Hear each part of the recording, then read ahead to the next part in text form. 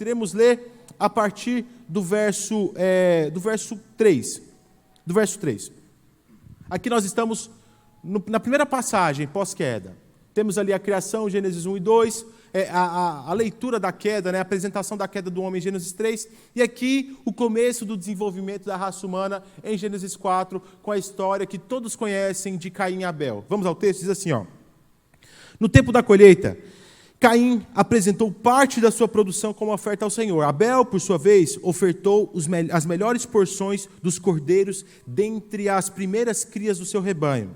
O Senhor aceitou Abel e sua oferta, mas não aceitou Caim e sua oferta. Caim se enfureceu e ficou transtornado. Por que você está tão furioso? O Senhor perguntou a Caim.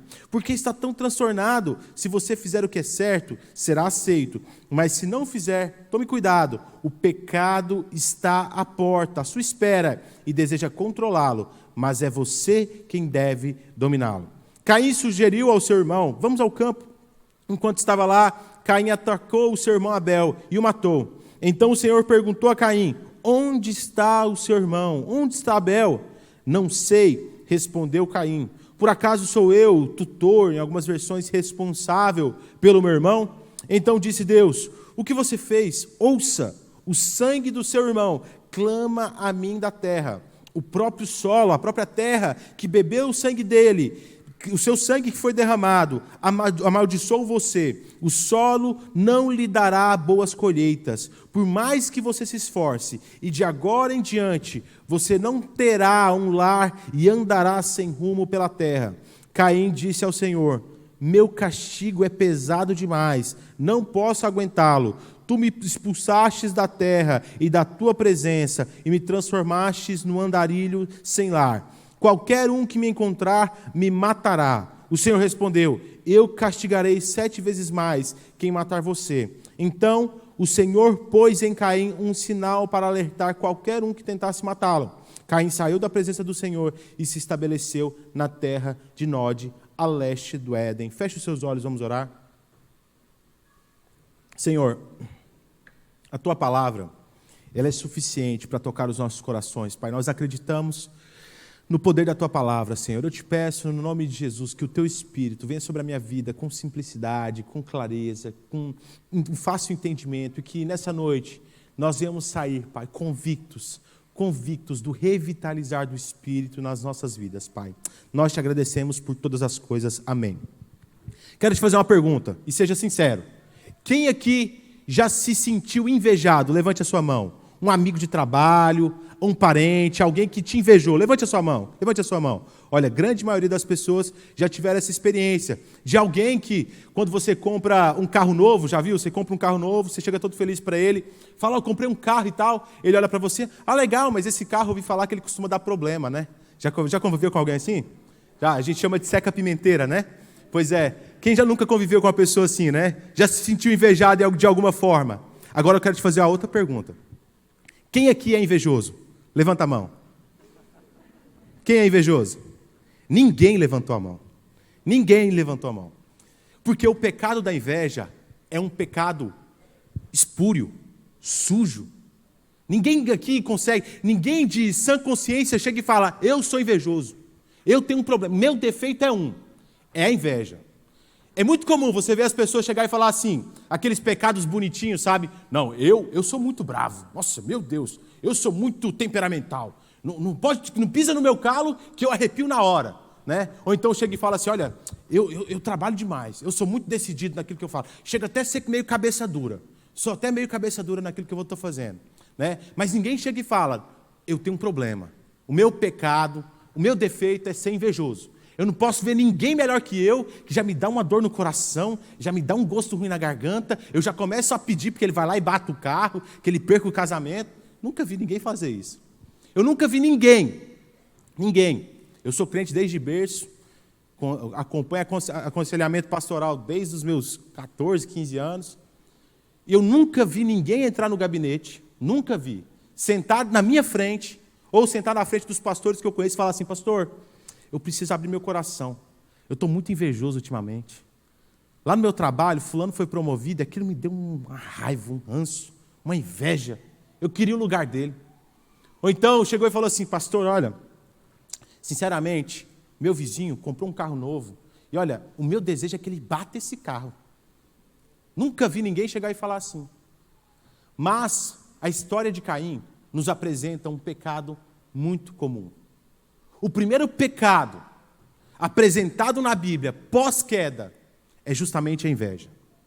A inveja é um pecado que é apresentado por Deus com consequências terríveis. A inveja foi o motor que conduziu Caim a matar o seu próprio irmão. O primeiro assassinato teve como agente zero, como matéria-prima, a inveja. E a inveja não é um tema exclusivo da vida de Caim.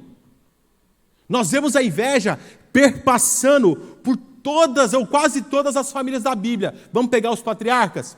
Primeiro, Jacó e Esaú.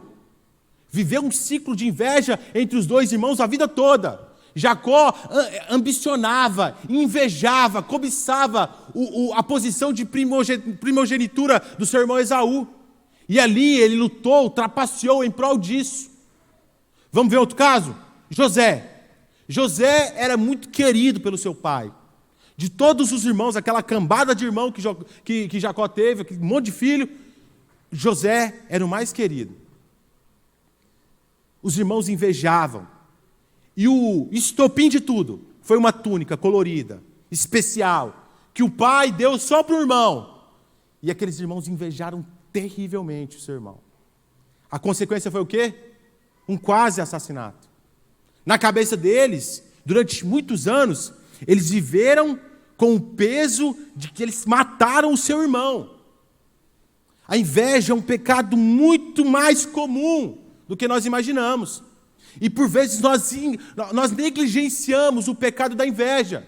Como eu disse aqui no começo, ninguém, absolutamente ninguém, levantou a mão e se assumiu como invejoso. Mas por vezes, nas nossas experiências, no nosso dia a dia, na nossa vida, nós passamos ou recaímos no pecado da inveja. A inveja não é a cobiça. A inveja, existe uma diferença muito próxima. Uma diferença, são fronteiras. Que a inveja ela é um pecado onde você não quer que a pessoa tenha. Você quer que a pessoa perca o que ela tem. Enquanto a cobiça, você quer o que é dela. Às vezes, não necessariamente que a pessoa venha perder aquilo, mas você quer algo igual. Ambos são pecado. Mas a inveja, ela conduz ao homem, conduz a mulher a um sentimento muito azedo. A pessoa ela é capaz de fazer coisas que, em sã consciência, ela não consegue ver. Ela perde a visão. E aí vem a origem do seu nome, no latim, inveja, invida ou invidere, quer dizer justamente isso, perder a visão. Ser cegado, deixar de enxergar. O invejoso, ele tem uma característica muito próxima, que é o quê? Todo mundo é culpado, menos ele. Todo mundo é responsável pelo seu problema, menos ele. Tomás de Aquino diz que o invejoso sente-se triste com a alegria do outro. O exemplo que eu dei no começo aqui ilustra muito bem isso. Sabe, a pessoa que você chega lá para contar: ô fulano, estou querendo comprar uma casa nova. Eu vi uma casa, Deus me abençoou financeiramente, estou com condições de comprar uma casa nova. A pessoa olha e fala assim: mas certeza que vai comprar uma casa nova? Aluga, bobo, muito melhor. Compra essa casa não, essa casa aí eu fui falar que tem problema. Não consegue se alegrar com a conquista do outro. Não consegue se sentir feliz. Não consegue olhar para a vitória do próximo e se sentir também vitorioso. Também é conquistador daquilo. Alegria com que as pessoas fazem. O invejoso, ele quer ver a ruína das pessoas. E a inveja ela não começa com a morte. A inveja começa com sentimentos pequenos, de insatisfação com aquilo que você tem. Onde aquilo que Deus te deu deixa de ser suficiente e você quer aquilo que as pessoas têm. Foi feita uma pesquisa nos Estados Unidos com funcionários de alta performance, grandes CEOs, homens do mercado financeiro, e foi feito o seguinte questionamento: o que você prefere? Que todo mundo que trabalha com você ganhe 15 mil Ou que você ganhe 15 mil e as pessoas continuem com o mesmo salário. Pasme. 80%. 80% prefere que só ela ganhe. Só ela ganhe os 15 mil, só ela ganhe a promoção. Ela não quer ver ninguém no mesmo patamar que ela. Já conviveu com alguém no seu trabalho que quando você era inferior, digo no sentido de graduação, patente, quando você era abaixo dela, ela era muito querida com você. Amicíssimo. Uma seda. Você é promovido, muda da água para o vinho. Começa a te perseguir, começa a te tratar mal, ou às vezes você é essa pessoa. Não, acho que aqui não tem ninguém. Talvez alguém que está nos assistindo na internet, mas não aqui presente, né? Talvez você não consiga ver alegria na vida das pessoas. O pecado da inveja nunca é um pecado distante. Nunca é um pecado. Você nunca vai invejar o Bill Clinton. Nossa, que inveja Napoleão Bonaparte. Olha, queria ter conquistado o que ele conquistou. Mas a inveja é sempre próximo. E ele se opõe frontalmente com um dos principais pecados, ou os principais mandamentos, o segundo mandamento do Senhor, amar o seu próximo. Porque o invejoso, ele abdica do chamado ao amor, em prol do seu sentimento nefasto. Ele prefere ver aquele que Cristo te chamou para amar, morto, mas ele tendo aquilo que ele quer. O invejoso, ele só tem um sentimento. Sabe qual é? Alcançar e ser maior do que os outros. Isso não condiz com a dinâmica do reino dos céus. Cristo nos convidou a sermos o menor. Cristo nos ensinou a sermos aquele onde todos estão à mesa, pronto para cear. Tome a posição mais inferior, cinja os seus lombos, pegue a bacia e lave pé por pé, pé por pé. Cristo nos ensinou a abrir mão daquilo que nós somos em favor dos outros. Cristo nos ensinou, mesmo que isso custe a minha morte, que eu venha amar todas as pessoas. Caim, em nenhum momento, ficou irado por não ser aceito. Caim, ele não ficou bravo porque ele não foi aceito. O problema de Caim, sabe qual era? Porque o irmão dele foi. Se os dois tivessem sido rejeitados, eles teriam se juntado, Caim tinha chegado para Abel e falado assim, que Deus ruim, né? Não aceitou nós dois. Vamos viver a nossa vida. Mas não. O irmão dele foi aceito. E ele irou-se porque ele não foi aceito. O problema de Caim não era agradar a Deus, era agradar o seu próprio eu, a sua própria vontade, a sua concupiscência, o seu desejo podre. O invejoso, ele tem uma característica, ele morre por dentro. Ele morre por dentro. Ele é digerido pelo seu próprio pecado. E quanto mais esse pecado é negligenciado, mais essa pessoa morre. Eu tenho certeza que nessa noite, Deus irá revitalizar a sua vida. E esse pecado vai sair no nome de Jesus. E você vai começar a viver os melhores dias da sua vida. Até o final, eu vou te contar um segredo. Um segredo, um antídoto contra a inveja. Não só contra a inveja, contra todos os problemas do mundo. Prepare-se. A partir disso, Caim foi interpelado por Deus. Foi questionado por Deus. Deus, conhecedor do sentimento de Caim, sabedor de todo o problema oriundo da queda, chegou para Caim e disse, meu filho, por que você está com o semblante caído? Qual que é o seu problema? O que deu, Caim? Caim não fala absolutamente nada para Deus. Deus interpela Caim e fica no monólogo, ele só falando, ele aconselhando. Caim não fala nada, porque ele foi cegado. A inveja nos cega da presença de Deus. O invejoso não consegue ver a bondade de Deus em absolutamente nada, porque ele é cegado pelo seu desejo. E a partir disso, logo após a inveja alojar em seu coração, fazer morada, ele não escutar a Deus, ele ser cegado por esse sentimento e não ver a intimidade e o privilégio que ele tinha de ter o próprio Deus, o próprio Criador, lhe aconselhando, ele vai lá e dá fruto. Ele pare o fruto maldito da inveja. Chama o seu irmão, leva para um lugar distante, um lugar reservado, e ali ele mata o seu irmão. Um pecado absurdo, um pecado injustificável. Não que os outros pecados sejam, mas ele não tinha razão nenhuma. Abel não fez nada, porque quem rejeitou Caim não foi Abel, foi Deus. Abel não fez nada.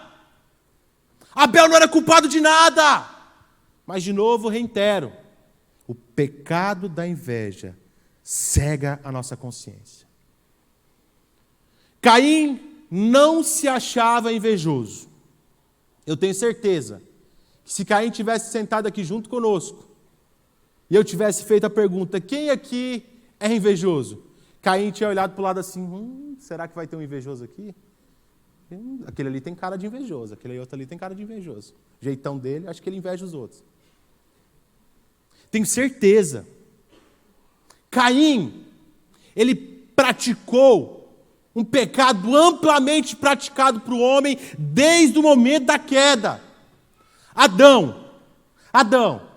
Quando Adão chegou e foi questionado por Deus, o que vocês fizeram, gente? Eu não falei para vocês, não era para vocês comerem o fruto no meio de jardim, vocês tinham todos os outros frutos para comer, por que vocês escolheram por isso?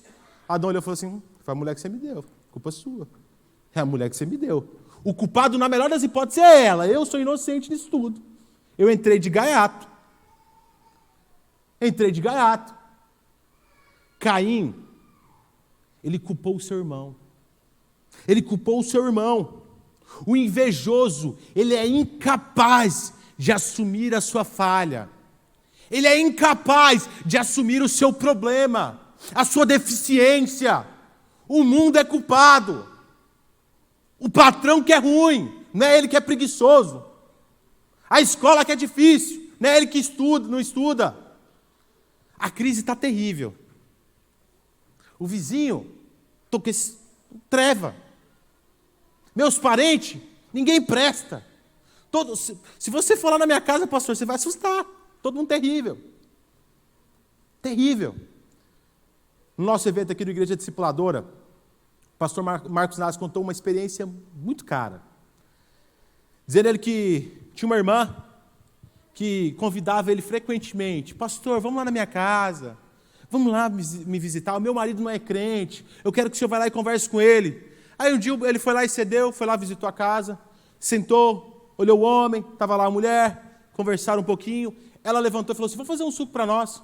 Foi lá fazer um suco. E ele olhou assim para o homem e falou, e aí, tudo bem com o senhor? Aquele clima terrível, né?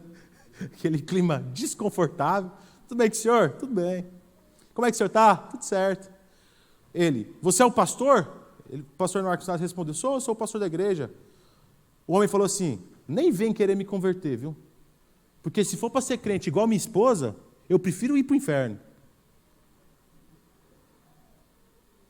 E a mulher falava para o pastor, pastor, meu marido não aceita Jesus, pastor, cabeça dura demais, precisamos orar para Jesus quebrar esse coração de pedra. O culpado era o marido. Na cabeça dela, o culpado era o marido. Não era ela, que era uma treva, não representava Cristo naquele lugar. Meus irmãos, e são diversos momentos na Bíblia que nós temos onde a inveja foi cultivada, deixou de ser semeada, começou a se proliferar como uma erva daninha e conduziu pessoas ao fracasso, pessoas à queda. Eu quero que você abra mais um texto comigo. Esse é um texto clássico. Lucas 14, 25. Perdão, Lucas 15, 25. Um dos pontos importantes na vida de Caim e a sua relação com a inveja. A inveja tem o poder de cegar tanto, tanto, que no diálogo final, entre Deus e Caim, no primeiro diálogo, Caim não falou absolutamente nada. No segundo, ele falou com Deus, existiu uma conversa, um diálogo ali. E questionado, Deus perguntou para ele: Caim, o que você fez? A terra está clamando o sangue do seu irmão. Caim olhou e falou assim: eu sou tutor do meu irmão, eu sou responsável pelo meu irmão. Então Deus condenou Caim a não conseguir usufruir do fruto da terra. Lembre-se, ele era um agricultor. O ofício de Caim era do fruto da terra. A condenação dele era a privação da sua vocação. Caim estava tão cegado pela inveja, que ao invés de pedir perdão para Deus, você vê ele só questionando e pedindo para Deus abrandar a culpa dele, a condenação dele.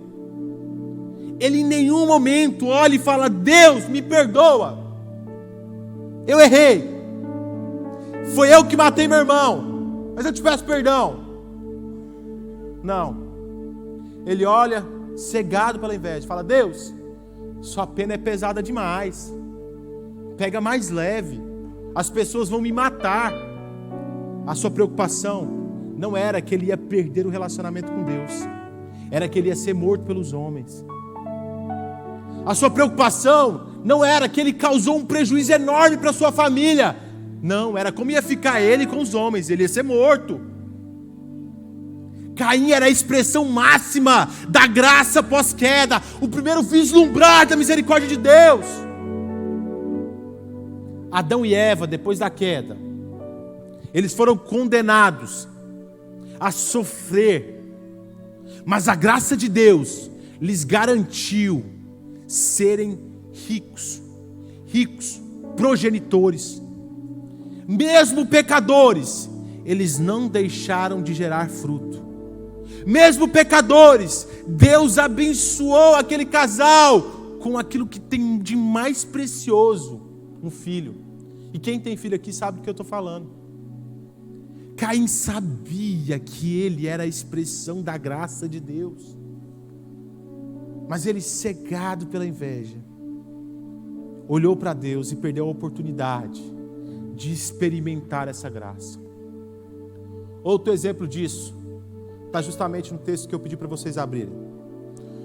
Lucas 15, 25 é o final, o desfecho final, o ato final daquilo que nós conhecemos como a parábola do filho pródigo.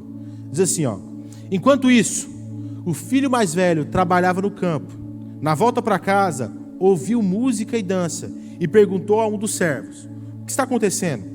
O servo respondeu: seu irmão voltou e o seu pai matou um novilho gordo, pois ele voltou são e salvo. O irmão mais velho se irou e não quis entrar.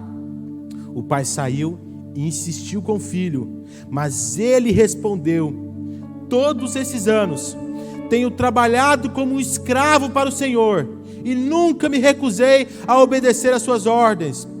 E o Senhor nunca mesmo nem matou um cabrito para festejar com os meus amigos. Mas quando esse seu filho voltou, depois de desperdiçar o seu dinheiro com prostitutas, o Senhor comemora matando o novilho? O pai respondeu: meu filho, você está sempre comigo e tudo que eu tenho é seu. Mas tínhamos de comemorar esse dia feliz, pois o seu irmão estava morto e voltou à vida, estava perdido e foi achado. O filho mais velho é justamente aquele que é rancoroso, aquele que está na casa do pai por ocasião. Sabe aquela pessoa que fala: eu sou gente boa, nunca traí, nunca roubei, nunca fiz nada de errado. Talvez ele só não fez por falta de oportunidade, porque se ele tivesse a oportunidade ele tinha feito. Muita gente que nunca fez nada de errado só não fez porque não teve a oportunidade certa. Porque se tivesse a oportunidade, ele tinha ido lá, ele tinha pecado, ele tinha traído, ele tinha roubado. Essa pessoa só não fez, não é porque ela é boa, muito pelo contrário, é porque ela não teve oportunidade. Assim era o filho mais velho. um covarde, um avarento. Ele não estava em nenhum momento preocupado com a misericórdia do Pai, que poderia abençoar ele também em determinado momento. Ele estava preocupado em ter que dividir de novo a sua herança. Nós precisamos, meus irmãos, com muita urgência, nos revitalizar contra a inveja, contra a insatisfação, contra o sentimento de que nós somos prejudicados, contra a terceirização da nossa culpa. E eu vou te dar agora o segredo para isso. Abra sua Bíblia comigo, Filipenses 4. Na carta conhecida como a Carta da Felicidade, Paulo, no último capítulo, nos dá a receita para o contentamento no Senhor. Nos dá a receita da vida feliz. Você quer ser feliz na sua vida? Pega o seu caderno, pega uma caneta e anota essa receita. Quem segue essa receita tem a certeza da felicidade genuína. Vamos ao texto? Capítulo 4, do verso 10 ao verso 25. Diz assim, ó: como eu me alegro no Senhor por vocês terem voltado a se preocupar comigo. Sei que sempre se preocuparam comigo, mas não tinham tido ainda a oportunidade de me ajudar. Não digo isso por estar necessitado, pois aprendi a ficar satisfeito, em algumas versões, contente, com tudo que eu tenho. Sei viver na necessidade e também na fartura. Aprendi o segredo de viver em qualquer situação, de estômago cheio ou vazio, com pouco ou com muito. Posso todas as coisas por meio de Cristo. Em outras versões, tudo posso naquele que me fortalece. Mesmo assim, vocês fizeram bem em me ajudar na dificuldade pela qual estou passando. Como sabem, filipenses, vocês foram os únicos que me ajudaram financeiramente quando lhes enviei as boas novas pela primeira vez e depois segui viagem saindo da Macedônia. Nenhuma outra igreja o fez. Até quando eu estava em Tessalônica, vocês enviaram uma ajuda em mais de uma ocasião. Não digo isso porque quero receber uma oferta de vocês. Pelo contrário, desejo que sejam recompensados por sua bondade. No momento, tenho tudo o que preciso. E mais, minhas necessidades foram plenamente supridas pelas contribuições de vocês que enviaram por Epafrodito. Eles são um sacrifício de aroma suave, uma oferta aceitável e agradável a Deus. E esse mesmo Deus que cuida de mim, lhe suprirá todas as necessidades por meio das riquezas gloriosas que nos foram dadas por meio de Cristo Jesus. O primeiro passo para a vida feliz, uma vida em contentamento, se chama satisfação no amor de Deus. Quando você consegue vivenciar, tornar-se satisfeito no amor de Deus, tudo começa a mudar. Tudo começa a mudar de cor. E é justamente isso que Paulo fala para começar a agradecer a esses irmãos de Filipos. Ele diz assim, ó: como eu me alegro no Senhor por meio de vocês. Como eu me alegro, não naquilo que vocês estão me ajudando, mas naquilo que o Senhor permitiu que fosse atendido através de vocês. Quando nós descobrimos o quão precioso é viver o contentamento dos céus, viver satisfeito no amor de Deus, conscientes de que tudo que nós temos é do Senhor, a vida muda de figura. Aquela insatisfação vai embora, aquela insegurança vai embora, o medo do amanhã vai embora, a dor de ver o outro ganhando e você perdendo vai embora. Como eu me alegro no Senhor por vocês terem cuidado de mim. Como eu me alegro no Senhor por todos os dias abrir os meus olhos e me colocar de pé. Como eu me alegro no Senhor porque mesmo nessa cadeia Deus ainda cuida de mim. Como eu me alegro no Senhor porque eu posso estar até com o corpo preso, mas o meu espírito está voando pleno no amor do Senhor. Como como eu me alegro no Senhor. Nós precisamos revitalizar o nosso espírito, revitalizar a nossa alma, no contentamento naquilo que Deus é. Naquilo que Deus é. Precisamos olhar para dentro de nós e entender que nós somos falhos, limitados, pecadores, mas o Deus que nos amou é completo, perfeito, pleno, misericordioso, cheio de amor e de graça. Nós somos pecadores, mas o Deus que me amou me libertou do pecado. Nós éramos mortos, agora, graças ao meu Senhor, eu estou vivo. Nós éramos condenados ao inferno, mas o meu Deus me amou. E eu tenho certeza que no dia que a morte bater na minha porta, eu irei entrar no céu, na glória do Rei Eterno. Eu posso ser falho, mas no meu Deus não existe falha alguma. Depois, um segundo ponto muito importante: o satisfeito, aquele que é contente no Senhor, olha todas as coisas pela ótica do amor, pelas lentes do amor. Vamos ver o que Paulo fala aqui, ó. Depois de se alegrar no Senhor, Paulo diz assim, ó: mais uma vez vocês se preocuparam comigo. Sei que sempre se preocuparam comigo, mas não tinha oportunidade de me ajudar. Paulo poderia muito bem ter deixado a insatisfação no seu coração entrar e começar a falar assim, ó: pô, eu ajudei os filipenses, eu fui lá, eu fui pregar para aquele povo, eu tomei chibatada, eu fui preso para aquele povo, e eles esqueceram de mim, que povo ingrato. Mas Paulo não olhou por essa ótica. Aquele que é contente no Senhor, ele sempre olha todas as coisas com a ótica do amor. Ele olhou para o problema e disse: eles não me ajudaram, não é porque eles não quiseram, é porque não tiveram oportunidade. E na primeira oportunidade eles me ajudaram. O contente não deixa a amargura entrar no seu coração. Ele não age com rivalidade. Ele não olha a vida em preto e branco. Ele não culpa, ele não tenta rivalizar com as pessoas. Não, ele sempre olha todas as coisas pela ótica do amor. Ele sempre olha o melhor das pessoas, nunca o pior. Quantas vezes nós somos tentados a confiar de tudo, a desconfiar de todos, a encarar tudo da forma pior. Não, fulano não fez isso porque ele não quis. Às vezes ele não teve oportunidade. E se não for através do fulano, Deus vai mandar Beltrano, Cicrano, que Deus manda.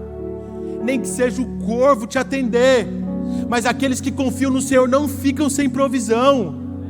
Aqueles que são contentes no Senhor na hora exata, eles têm a sua necessidade atendida. O contentamento nos revitaliza a olhar para as pessoas com amor. Terceiro passo: o contente aprende a viver em todas as situações.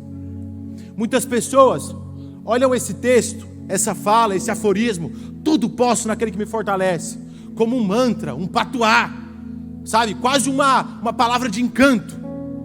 Mas não, isso é uma palavra, é uma lembrança. Paulo, ele estava preso quando ele escreveu essa carta. Ele era cativo do Senhor. Ele tinha vindo do naufrágio. Ele tinha sido preso em outros lugares. Ele tinha sido sofrido chibatadas.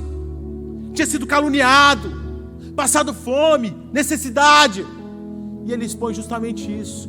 Eu aprendi a viver em todas as situações. O contente não se deixa iludir pela bonança. Não vai ser a riqueza que vai desvirtuar ele de olhar para o Senhor. De igual modo, contente, aquele que pratica o contentamento no Senhor, não vai deixar se abater pela pobreza e pela dificuldade. Ele sabe que no amanhecer a provisão do Senhor vem. Nada, Nada é capaz de derrubar aquele que tem o seu contentamento sustentado no Senhor. Nada, nada. Você pode estar rico, que você continua crente. Você pode estar debaixo da ponte, que você continua crente. O que define o seu relacionamento com Deus não é aquilo que você tem, é aquilo que Deus é. É aquilo que Deus é. Precisamos revitalizar com urgência, saber viver feliz em Deus. Essa é a geração da infelicidade. As pessoas vivem consequentemente infelizes, ansiosos, insatisfeitos.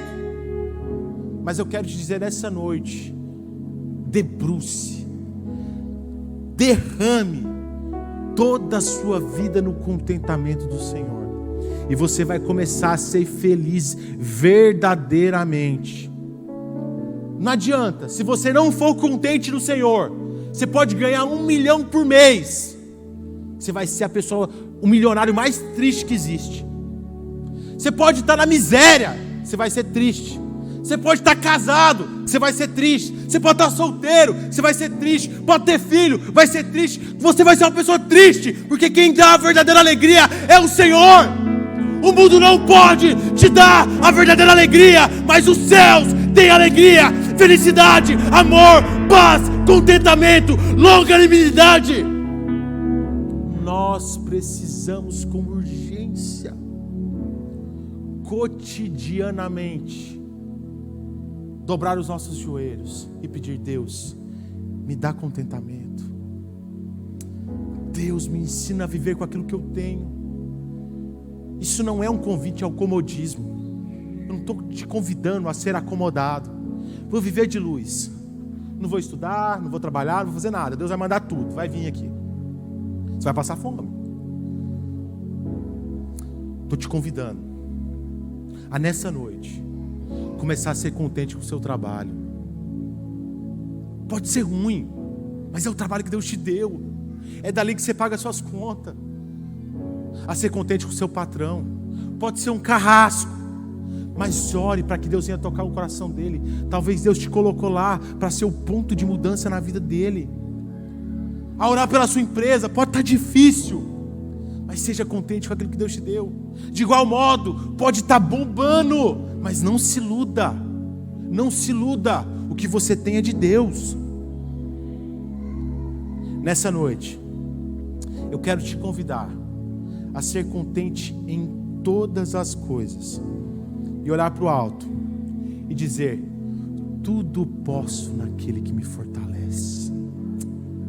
É olhar para o alto diariamente e dizer: eu posso viver na pobreza, na riqueza, na bonança, na dificuldade.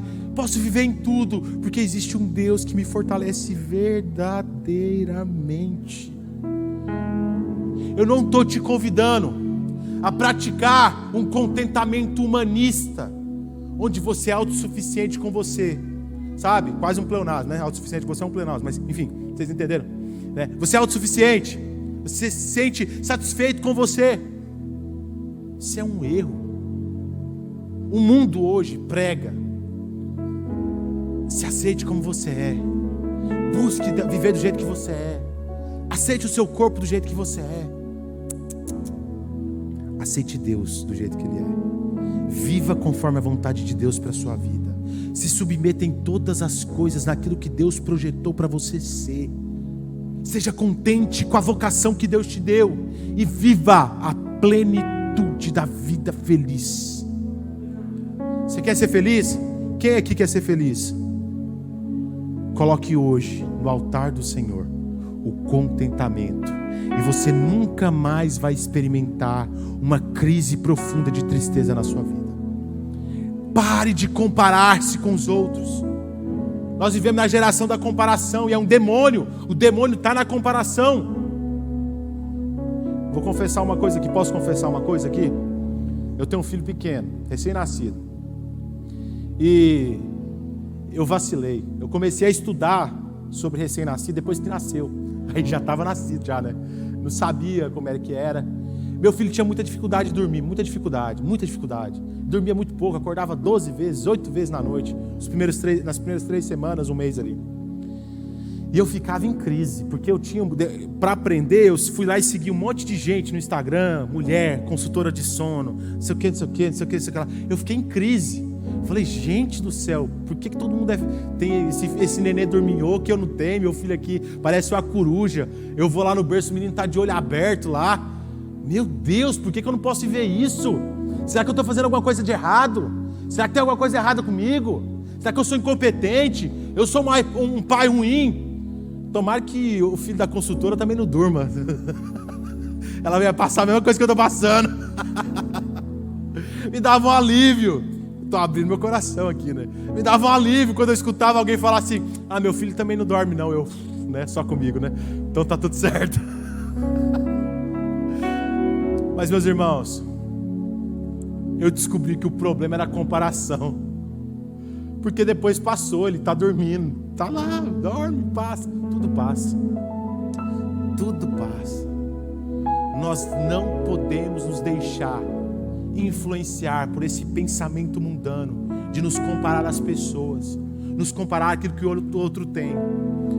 Compare-se com o que você era antes de Deus e o que você é hoje com Ele. Compare-se que antes você era morto e agora você é vivo. Compare-se que antes existia uma tristeza profunda que nada supria e hoje você vem para um culto e se alegra no Senhor e tem a sua vida transformada culto após culto, dia após dia. Comece a se comparar com aquilo que Deus já fez na sua vida, não aquilo que os outros têm. O que é seu, Deus vai cuidar. Amém?